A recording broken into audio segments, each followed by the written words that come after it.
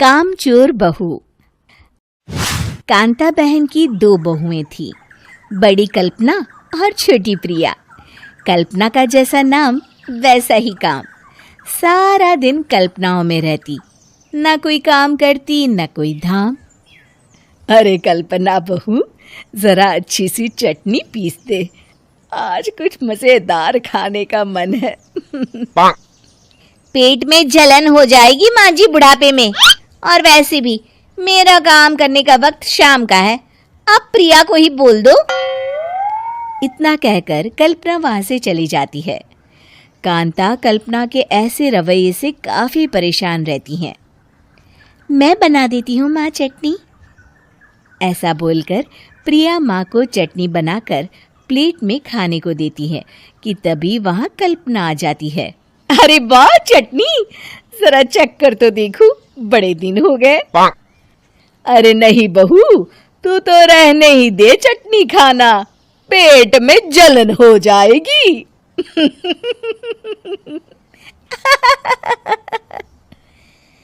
इतना कहकर कांता और प्रिया दोनों हंसने लगते हैं। कल्पना सारा दिन या तो मोबाइल में यूट्यूब देखती या फिर सोती रहती। उसका कमरा भी बिखरा और गंदा रहता। एक दिन कल्पना का पति अशोक उससे कहता है, अरे कल्पना, जानवर भी उस जगह को साफ कर लेता है जहां वो बैठता है, तुम तो इंसान हो, कैसे इतने गंदे कमरे में रह लेती हो? देखो सारा सामान यहाँ वहां बिखरा पड़ा है।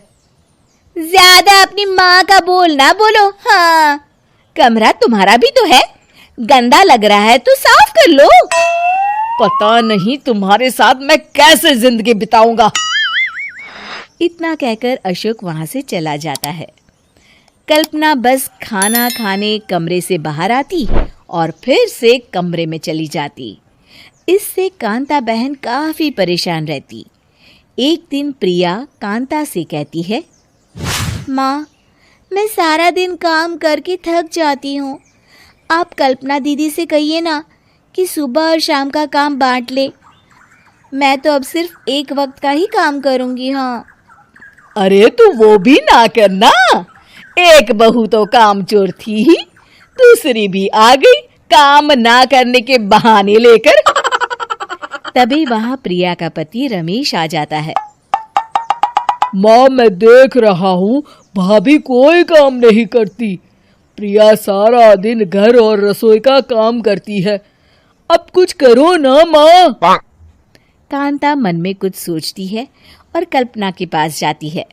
कल्पना फोन पर मेकअप करना देख रही होती है। कल्पना, तुम सारा दिन बस मोबाइल देखती हो, घर का कोई काम भी कर लिया करो।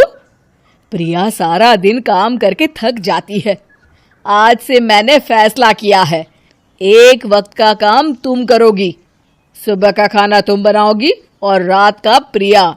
आप लोगों ने काम को हव्वा बना रखा है। अरे पता नहीं थोड़ा सा ज्यादा काम करने में आप लोग घबरा क्यों जाते हैं। और हाँ, बहुत ज्यादा प्रिया की तारीफ मत करिए मेरे सामने, बड़ी बहू तो मैं ही रहूंगी। मैं कुछ नहीं जानती, कल सुबह मुझे वक्त से खाना चाहिए, रसोई में आ जाना, वरना कल से तुझे खाना नहीं मिलेगा। अगली सुबह कल्पना रसोई में नहीं आती है। वो देर से सोकर उठती है और बाहर आकर कहती है,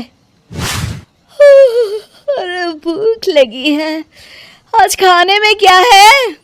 इतनी देर हो गई, आज किसी ने मुझे उठाया भी नहीं, पता नहीं कहाँ है सब।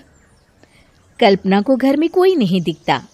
वो रसोई की तरफ जाती है जहाँ बड़ा सा ताला लगा होता है। अरे रसोई में ताला! ओ, मैं तो भूल ही गई थी। माँ ने आज से सुबह का खाना मुझे बनाने को कहा था। हे भगवान, इतने लोगों का खाना बनाना क्या आसान है? तभी घर के सारे सदस्य बाहर से वापस आते हैं। वाह माँ जी, मजा आ गया छोले भटूरे खाकर। मेरे मुंह में तो अभी भी स्वाद आ रहा है। अरे कल्पना, तेरे भरोसे रहते तो हम तो भूखे ही रह जाते। कल्पना को बहुत गुस्सा आ जाता है। अब बहुत हो गया, आज से मैं अपनी रसोई अलग कर रही हूँ। मैं अपना खाना खुद बना लिया करूंगी। कल्पना अपनी रसोई अलग कर लेती है, पर आए दिन उसका देर से उठना और काम न करने की आदत से वो भूखी ही रह जाती थी। उसी के सामने घर के लोग अच्छे अच्छे पकवान खाते और कामचोर कल्पना को जैसे तैसे ही खाना बनाकर खाना पड़ता। पर एक दिन तो हद ही हो गई।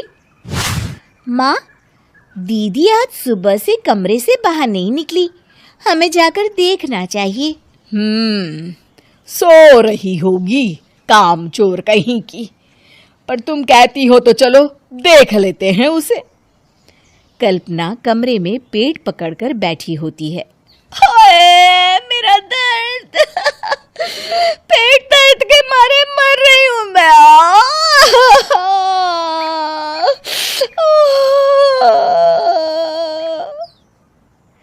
अरे दीदी, क्या हुआ? पेट में दर्द क्यों हो रहा है? डॉक्टर को दिखाया आपने? माँ, कल्पना खड़ी होती है और माँ जी के पास आती है। मुझे माफ कर दीजिए, अब से मैं सारे काम में मदद करूंगी, कभी आलस और काम चोरी नहीं करूंगी। हाँ, वो तो ठीक है, लेकिन अचानक क्या हो गया जो तू काम करने को तैयार हो गई? कामचोर कल्पना। माँ, लगातार बासी और उल्टा पुल्टा खाना खाने के कारण मेरे पेट में इन्फेक्शन हो गया है। काम न करना पड़े इसलिए मैं 2 दिन का खाना एक दिन ही बना लेती थी। बासी और खराब खाना खाने के कारण लेने के देने पड़ गए। पेट में दर्द हो रहा है। चलो अच्छा हुआ, देर आए दुरुस्त आए।